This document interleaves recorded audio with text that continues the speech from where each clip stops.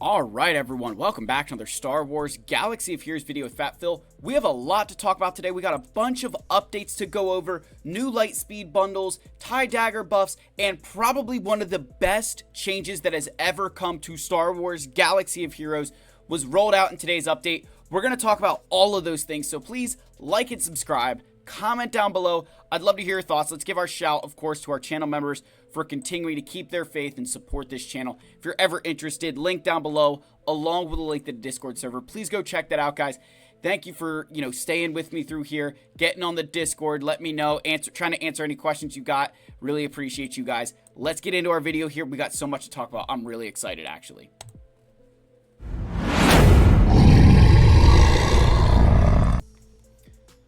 All right, so I want to start with probably the biggest news that came out of today's updates on the forums. Let's go find those because, of course, why would my, screen capture, not pull up what I need it to? That's just ridiculous. Here we go. So we don't want to go to TIE Dagger update part 3. We want to go to here. Just wanted to shed some light on something that they think is a big deal. With today's updates, when you do a ticket required GL battle, you will no longer lose tickets on a loss. This is fantastic. You talk about the amount of times that players waste countless precious tickets on dropped battles, whether it's to a game crash, bad mods, you don't watch Fat Phil, or you don't watch Fat Phil. This now completely negates that. This is amazing. And honestly, this is a change that is going to really help people who maybe don't always watch a content creator, or you don't have the best mods and would have to rely on a little bit of that RNG. Man, this is a great update. Way too long for this to happen, but good job, Capital Games. Great stuff. I'm really proud of you. This is an update that is player friendly to the extreme. I have 8 GLs and I'm still very excited for this. All right, the next, and honestly, where this is really good too, is when, you think about the guides that we create for Galactic Legends. This will get even easier because you'll be able to watch us do it live. Now you don't have to wait around for somebody. You can just start attempting it and you don't got to worry. So yeah, I love this. This is such a great change. All right, then the update from Meathead 10/30/2024. Here's some notes from today's update. Baylan has arrived. There's a new Imperial Remnant assault battle in the game. We'll make sure that we talk about that. We've got American Chromium packs, and IG-12 has been accelerated. The other thing they forgot to mention inside of that news there, and I don't know where this happened, but it kind of just snuck in here.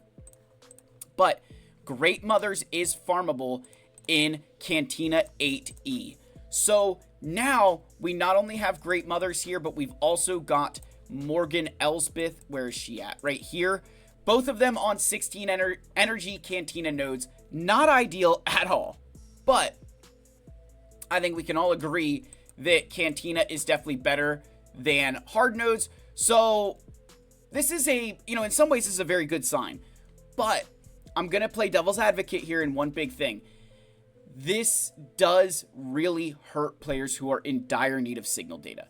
If you are in dire need of signal data, this is not a good change for you because that's more farming you're going to have to do on these nodes. So to the people who got, their 7 stars, this saved them a lot of signal data, and signal data is something that is going to play in a bigger and bigger role, especially as we talk about this new assault battle for Imperial Remnants that they released. We'll get to that in a second here. So back to our fixes here. Fixed spelling, added missing tag for Marin, da-da-da-da-da. Here's the big one. Fixed an issue where Punishing One was giving speed to Executor without being deployed.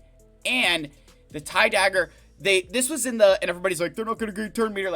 We all knew what they intended. What it should say is you can't gain bonus turn meter when targeting the capital ship.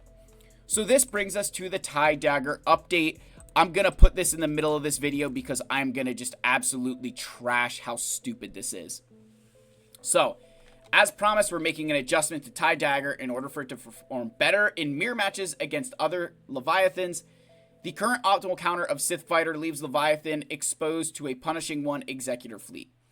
Running TIE Dagger counters Punishing One and now should also not be a liability in a mirror match. So, again, we're not going to worry about the old one, right? Let's just go to the new one. At the start of the battle, or when reinforced, for each active Sith ally, TIE Dagger gains 40% max protection and 10% tenacity until the end of the encounter. The first time each enemy falls below 100% health, TIE Dagger gains 25 defense penetration, stacking for the rest of the encounter. If the allied capital ship is Sith, while TIE Dagger is active, enemy dark side ships can't gain bonus turn meter, including the capital ship. So light side ships can still gain turn meter. That's an important change because that does leave the door open for Negotiator to still run some turn meter trains around this fleet. This does completely, I think, stop punishing one, but more importantly, I think this will stop the Chimera counter with TIE Defender and everything else. The turn meter gains in that from the dodges, from TIE Fighter, and from Iden were very important for that capital ship to outrun the Leviathan. Whenever TIE Dagger uses a basic ability against an enemy with less than 100% health, score a critical hit if possible. Whenever another ally attacks an enemy with a concussion mine, TIE Dagger assists, dealing 50% damage once per turn. At the start of each TIE Dagger's turns, recover 20% protection per enemy with less than 100% health. This is two changes to the ability. The most obvious being the new line added about the turn meter gain. The other change is doubling the max protection gain from 20% to 40%. These changes will not require the player to additionally invest in their TIE Dagger. They are purely additions to the ability and not new abilities or new ability tiers. We feel both of these changes will cement Leviathan as a fleet that is difficult to counter, ensuring your investment into this difficult to counter capital ship is recognized. As with all things, they'll monitor this change and adjust accordingly. Here's how I'm going to say just how freaking stupid this is, right? This is the part of the video that I'm going to go off a little bit and then we'll get back onto track. This is absolutely ridiculous because now the Leviathan mirror match is literally going to be a coin flip. Like, whoever goes first is almost always going to win in a TIE Dagger versus TIE Dagger fight. It's going to be a coin flip of who goes first. Maybe you get lucky and kill the enemy TIE Dagger, and that way you can gain some bonus turn meter. But this is just, it's insane to me that this is like, it's going to be a coin flip. It's going to be so stupid. The only fleet I actually think stands a chance against this is the Profundity. The Profundity fleet already stopped bonus turn meter. And the biggest problem with Sith Assassin inside of the Leviathan fleet was handing out that foresight when attacking enemies with less than 100% health. And that would stop Profundity from getting assists and counter or and critical hits, which would delay its progress upload. So I do think Profundity is still going to be a very good counter to this. I also believe Negotiator will at least be able to be two-shotting the Leviathan.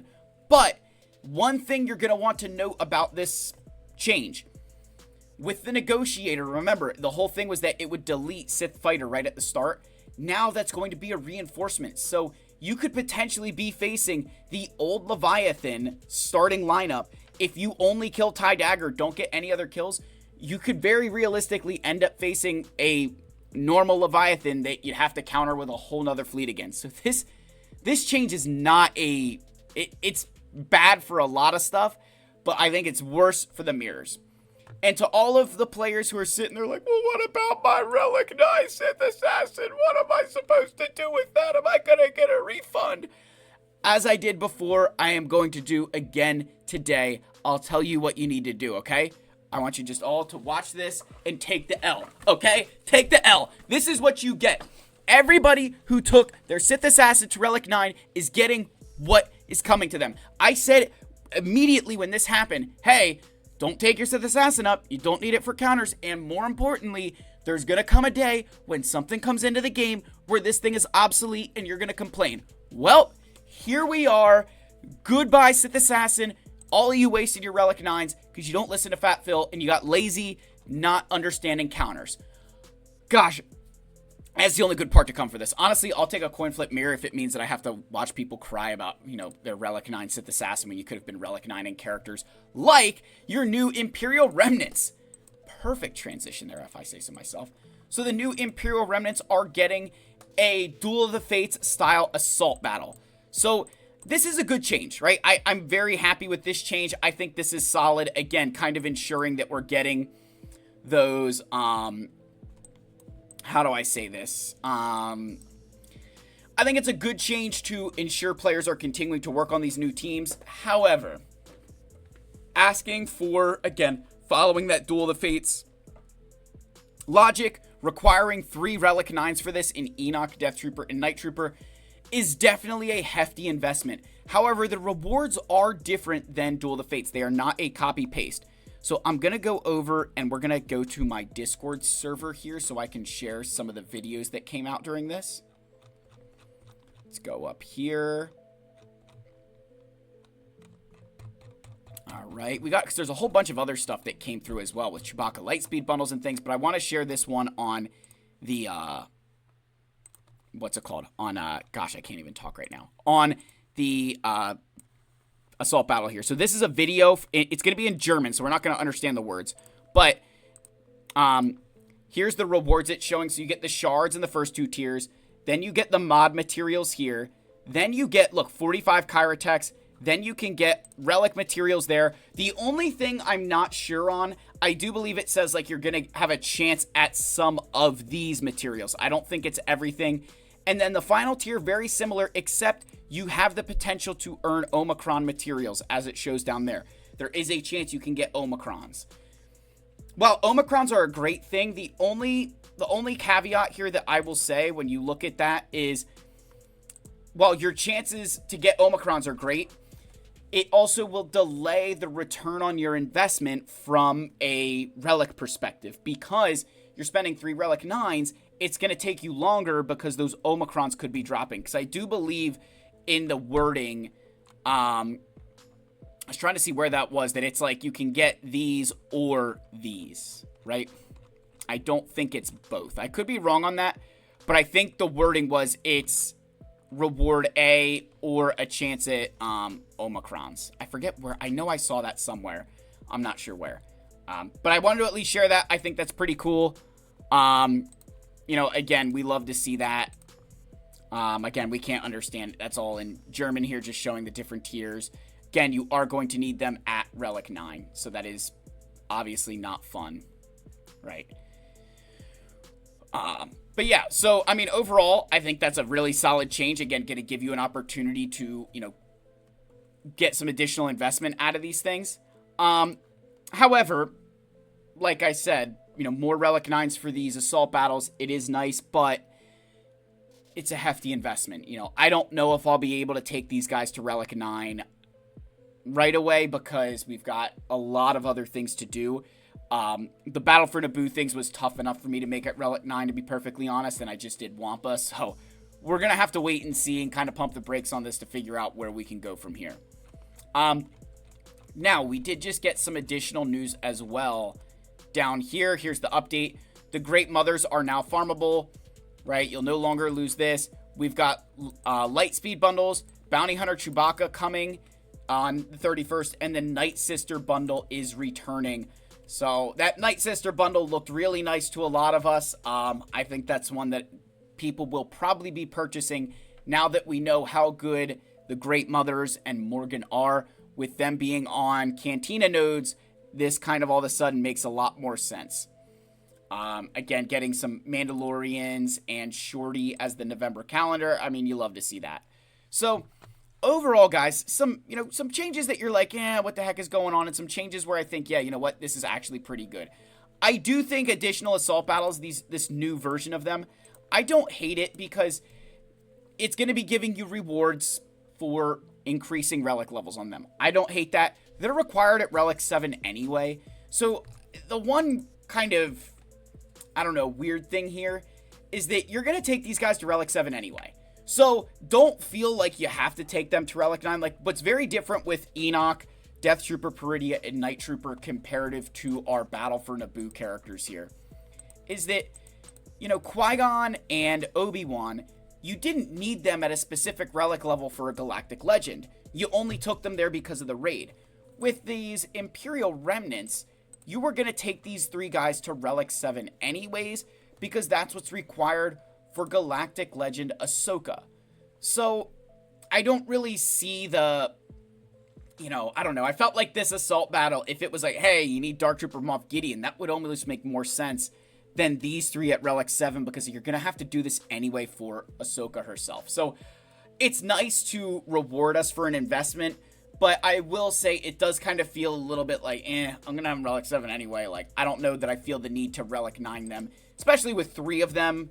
Again, you did 3 for the Naboo raid, but there's raid rewards there. It's a little bit different. So we'll have to wait and see. Who knows? Maybe we will decide to Relic 9 them.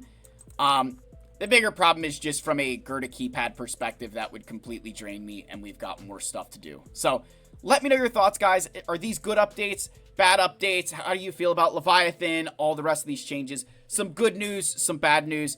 I honestly think if it wasn't for that Galactic Legend ticket thing, I would be ripping CG about this TIE Dagger change, but I'll take a coin flip mirror if it means that you don't drop tickets in GL battles anymore. That's probably the greatest thing that's come into this game in a very long time. I love you all so much. May the Force be with you, and I'll see you in the next one. Cheers, my friends.